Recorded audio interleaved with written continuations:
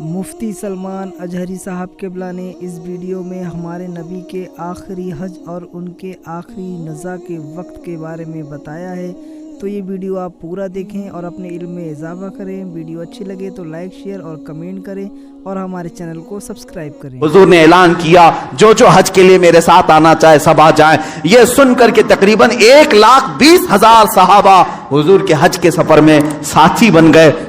میرے آقا تشریف لائے مکہ مکرمہ، یہ حضور کا آخری حج تھا جس میں خطبۃ الوداع حضور صلی اللہ تعالیٰ علیہ وسلم نے حجۃ الوداع کا خطبہ دیا، آخری خطبہ دیا۔ وہ آخری خطبہ آج پورے دنیا والوں کے لیے دستور ہے، ایک لا ہے، ایک ایسے قوانین سے جمع کیا ہے۔ اسی میں حضور نے عورتوں کے حقوق بیان کیے، بچوں کے، بوڑھوں کے، مزدوروں کے، غریبوں کے، پڑوسیوں کے، ہر ایک کے حقوق اس ایک خطبے میں میرے آقا نے بیان کیا۔ حرام مال سے بچنے کی تلقین کی، سود سے بچنے کی تلقین کی، اور پھر گھمنڈ تکبر کرنے سے بچایا۔ حضور نے فرمایا تم سب آدم کی اولاد ہو، ایک دوسرے پر فخر نہ کرو، کالا گورے پر، گورا کالے پر، امیر غریب پر، غریب امیر پر، بلکہ میرے آقا نے فرمایا تقوی جس کے پاس ہے وہ اللہ کے نزدیک محترم ہے۔ یہ آخری خطبہ ہوا۔ اسی خطبے کے بعد میرے آقا نے اپنے صحابہ سے کہا اللہ نے اپنے بندے کو اختیار دیا ہے کہ دنیا چاہے تو دنیا لے لو یا اپنے رب کے پاس جو چاہے وہ لے لو۔ اس بندے نے اللہ کے پاس رہنے کو قبول کر لیا ہے۔ یہ باتیں تھی جو اشارہ دیا میرے آقا نے کہ اب رسول پاک زیادہ دن تک ان کے ساتھ نہ رہیں گے۔ محرم کا مہینہ تھا جب میرے آقا پلٹے مدینہ طیبہ، بیماری نے جکڑ لیا، سفر کا مہینہ پورے علالت میں گزرا۔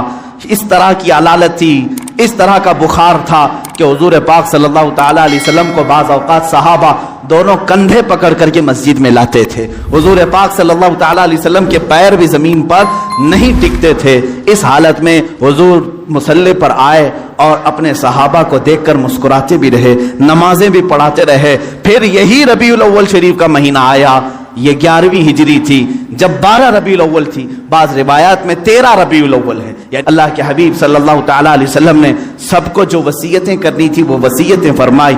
ماں عائشہ صدیقہ کے حجرے میں آرام کرتے رہے۔ اللہ کے نبی صلی اللہ تعالیٰ علیہ وسلم کو بخار شدت کا تھا، بار بار مسواک طلب کرتے تھے یا پانی کے چھینٹے چہرے پر مارتے تھے اور پھر کہتے تھے یہ سکرات، یہ نزع کا وقت کتنا شدید ہوتا ہے، کتنا شدید ہوتا ہے۔ ماں عائشہ کہتی ہیں اچانک میں نے دیکھا دروازے پر کسی کی دستک ہو رہی ہے، میں نے کہا اللہ کے رسول آرام کر رہے ہیں۔ حضور نے فرمایا عائشہ وہ کوئی اور نہیں ملک الموت عزرائیل ہے، وہ کسی کے آنے کے لیے اجازت نہیں مانگتا، آج مجھ سے اجازت لے رہا ہے، اس کے بعد پھر کسی سے نہیں لے گا۔ ملک الموت حجرے پاک میں داخل ہوئے۔ حضور پاک صلی اللہ تعالیٰ علیہ وسلم ماں عائشہ صدیقہ کے زانوں پر سر رکھ کر آرام کر رہے ہیں۔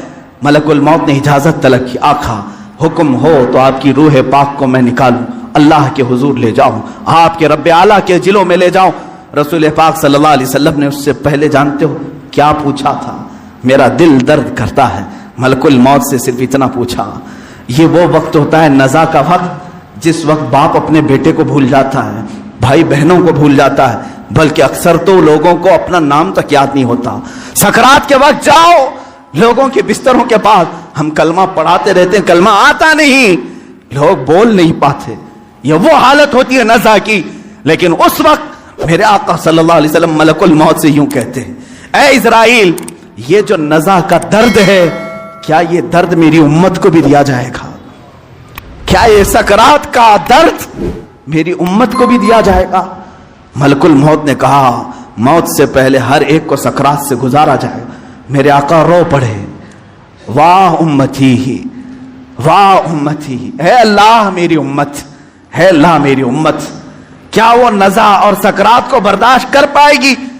رب تعالیٰ نے حکم دیا اے حبیب آپ غم نہ کریں، آپ اپنے امتیوں کو یہ بشارت دیں کہ جو ہر نماز کے بعد آیت الکرسی پڑھتا رہے ہے وہ دنیا میں رہے گا، اس کی روح اللہ فرماتا ہے میں خود قبض کروں گا، اسے احساس نہ ہو۔ رسول پاک صلی اللہ تعالیٰ علیہ وسلم حضرت عائشہ سے بات کر ہی رہے تھے، آخری جملے میرے آقا کے الصلاۃ الصلاۃ، نماز نماز، اور تمہارے ہاتھوں کے نیچے جو مزدور ہیں ان کا خیال کرو۔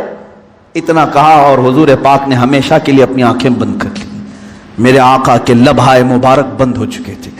حضرت عائشہ کہتی ہیں میں بات کرتی رہی، میں یہ سوچ رہی تھی کہ حضور اب بولیں گے، جب بولیں گے۔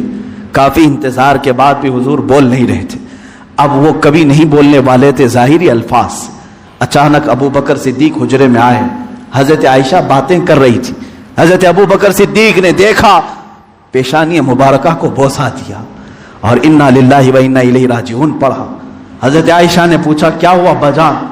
کہا بیٹی تجھے معلوم نہیں، تمہارے سرتاج، تمہارے رفیق حیات، ہم سب کے آقا و مولا اپنے رب اعلیٰ کے حضور جا چکے۔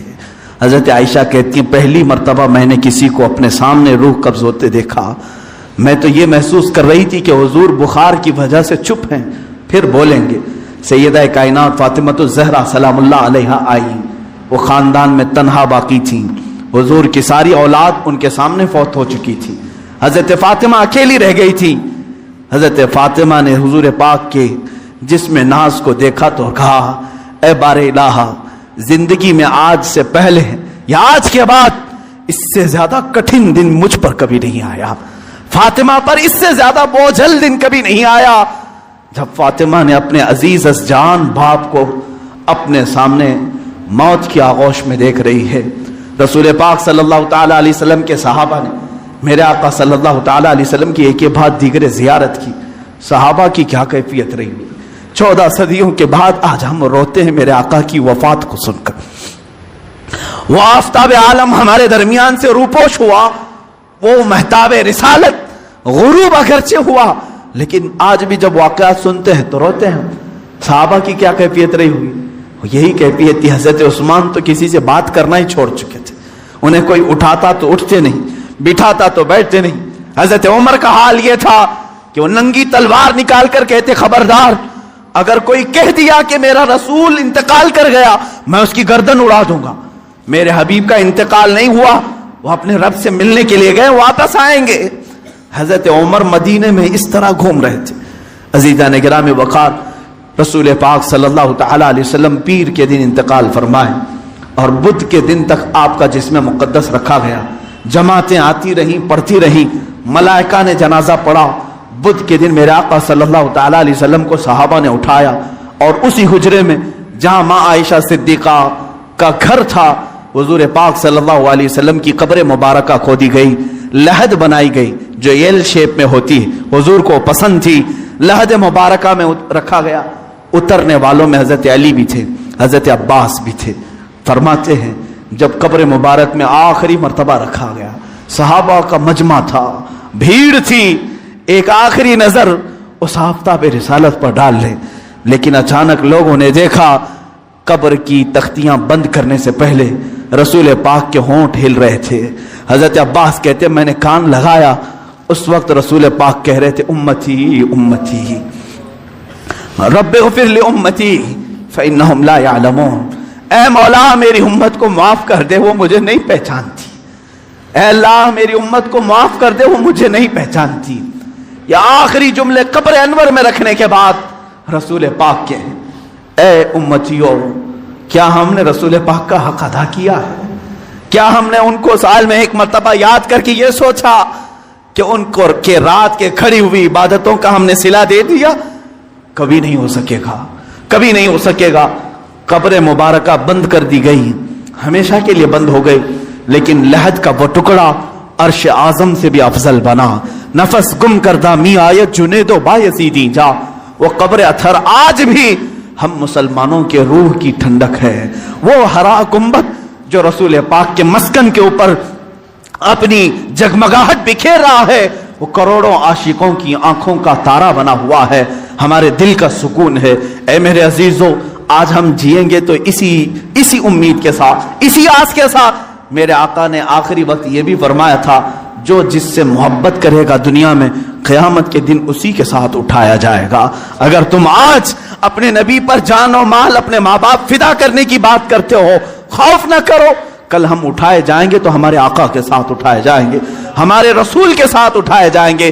لیکن جو لوگ مغرب کے دلدادہ ہیں اور دوسروں کی کیریکٹر کو اپنا کر کے اپنے آپ کو تباہ و برباد کیے ہیں، ان کو مبارک ہو، وہ انہی لوگوں کے ساتھ اٹھائے جائیں گے جو فرعون، حامان، شداد، قارون، ابو جہل، ابو لہب ان گستاخوں کے ساتھ اٹھائے جائیں گے۔ اللہ رب العزت میرے رسول کی زندگی پاک کو جب تک رکھا 63 سال وہ رحمت تھے، اور آپ کی وفات بھی امت کے لیے رحمت ہی ہے، رحمت ہی ہے، اور اللہ تعالیٰ ان کی برکت سے امت کو عذاب دینے سے محفوظ رکھا ہے۔